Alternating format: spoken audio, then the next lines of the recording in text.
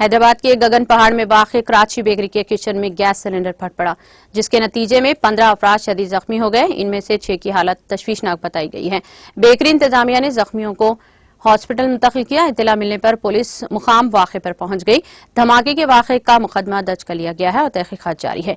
वज़ीर आला रेवंत रेड्डी ने हादसे पर सदमे का इजहार किया। उन्होंने मेडिकल और महकमा सेहत के प्रिंसिपल सेक्रेटरी को 15 जख्मियों को बेहतर तिब्बी इलाज फराहम करने की हिदायत दी। अहदेदारों ने वज़ीर आला को इत्तला किया कि ज्यादातर जख्मियों का ताल्लुक रियासत उत्तर प्रदेश से है।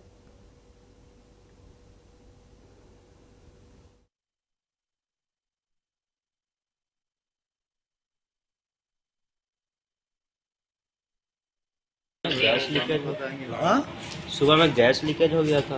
ओके। आग लग गया था, उसमें लेबर लोग को जला। अच्छा, कितना लेबर लोग थे?